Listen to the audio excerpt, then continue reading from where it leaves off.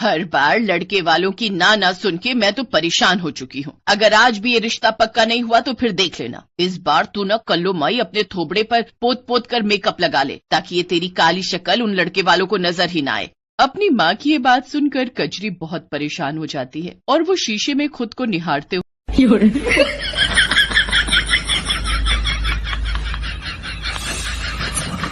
नहीं पड़ता। इंसान की नीयत और दिल साफ होना चाहिए, और मेरी बेटी का दिल बहुत ही अच्छा है, बहुत संस्कारी है। वो जिस घर में भी जाएगी वहाँ सब इसके गुण और संस्कार देखकर बहुत खुश होंगे। सुषमा की ये बात सुनकर कजरी को देखने आया हुआ लड़का सुमित कहता है, ना ना माँ, मैं तो बिल्कुल ना करूँ इस कलोटे से। हाय मेरे जिगर के टुकड़े, मेरे लाल, मेरे घर का चिराग, मेरा वंश, अपनी माँ के गले लग जा मेरे बेटे। इस माँ का कलेजा कब से अपने बेटे को अपने कलेजे से लगाने के लिए तड़प रहा था।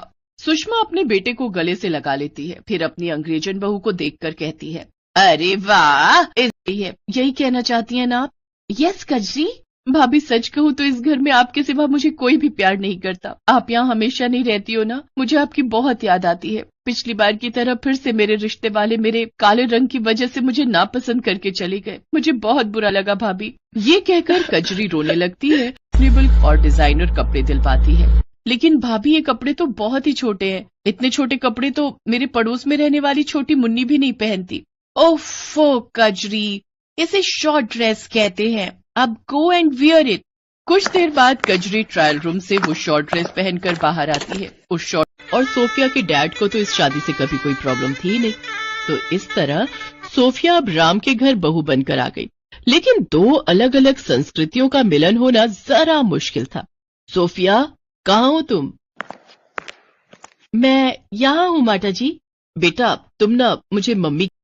लेकिन कुछ दिनों के अंदर ही सोफिया और सुनैना के बीच रसोई संभालने और खाने के तौर तरीकों को लेकर तकरार शुरू हो गई। सिया चप्पल पहनकर रसोई के अंदर चली जाती थी और उसके रहते रसोई भी अस्त व्यस्त रहती थी, जो सुनैना को बिल्कुल भी पसंद नहीं आ रहा था। जब बातचीत से हल नहीं निकला तो आखिरकार राम सोफिया से चली गई।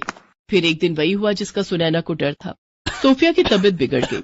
वो खांसी, जुकाम और उल्टी से परेशान थी। सुनैना और चंदन सिंह जब राम के घर गए तो देखा कि राम की सेहत भी बहुत ठीक नहीं थी। ये सब देखकर सुनैना ने फैसला किया कि वो कुछ दिन वहीं रहेगी और सब कुछ ठीक होने के बाद ही लौटेगी। उसने अपने पुत्र कर सुनैना का दिल पिघल गया। उसने राम और सोफिया की बात मान ली और फिर उसी शाम खाने की मेज पर। हाँ तो तैयार हो पिज्जा या फिर बर्गर खाने के लिए? नो पापा, आज लंच में आलू की कचौरी है, टेस्ट करिए ना। वाह क्या बात है,